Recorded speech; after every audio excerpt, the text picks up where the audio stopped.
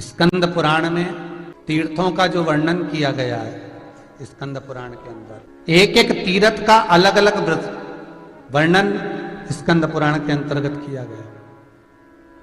महाराज, भारत की भूमि पर 4 धाम हैं, उस 4 धाम में से 3 धाम में चावल जाता है।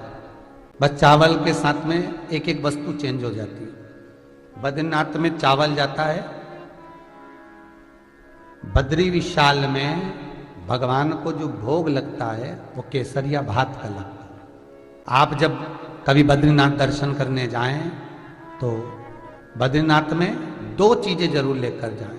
एक श्वेत पोटली, सफेद पोटली में चावल, और दूसरी घर से जाएं तो थोड़ी सी 7 मुट्ठी चने की दाल। बद्री विशाल में 2 चीजें जा रही है। चावल तो 4 धाम में से 3 धाम में चावल जाता है। तो पहला बद्री विशाल में अगर आप कुछ लेकर जा रहे हैं तो अपने घर से भगवान के लिए अगर कुछ लेकर जा रहे हैं तो तंदूर लेकर जाए, चावल साथ में चने की दाल। दूसरा द्वारका, द्वारका में भी द्वारका और भेंट द्वारका। द्वारकापुरी में जब चावल लेकर जाएं तो द्वारकापुरी में चावल के साथ में महाराज मुद्रा जाती है। मुद्रा मतलब कोई भी एक सिक्का डाल लो, रुपया 1 डाल लो, 2 रुपया डाल लो, पर नोट नहीं डलेगा, केवल कॉइन, सिक्का।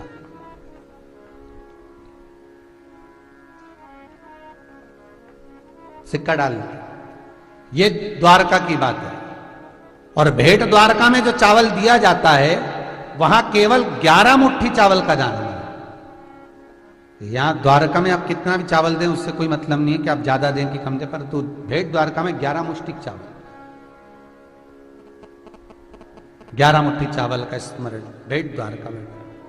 महाराज, भेंट द्वारका में जो चावल जाता है 11 मुट्ठी, वो लाल वस्त्र में जाता है, श्वेत वस्त्र में नहीं जाता भेंट द्वारका में। और आप द्वारका जी में दूध दें, सफेद वस्त्र में दें, पीले में दें, तुम्हारी मर्जी हो, वस्त्र में दें ना दें, ये आपके ऊपर, वो आपका मन।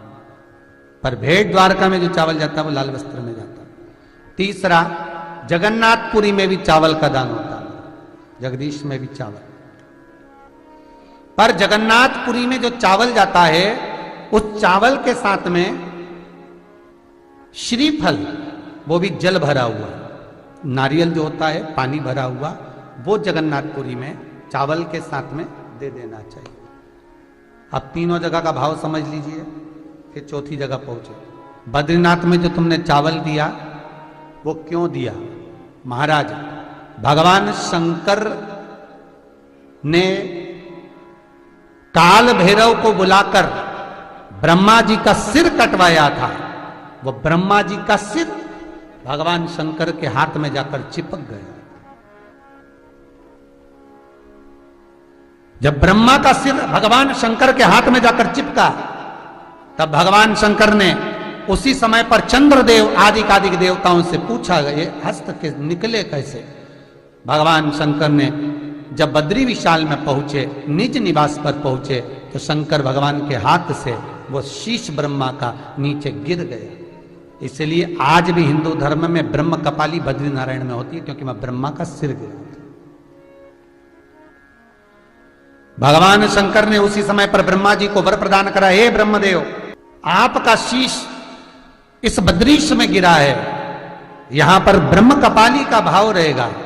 कोई अपने पूर्वजों के लिए 7 पीढ़ी, 11 पीढ़ी, 21 पीढ़ी में भी अगर यहां ब्रह्म कपाली नहीं कर गया, अगर एक अक्षत का दाना भी, चावल का एक दाना भी अगर बद्रीश के मंदिर में पहुंचेगा, अलकनंदा को पार कर कोई बद्रीश को जाएगा।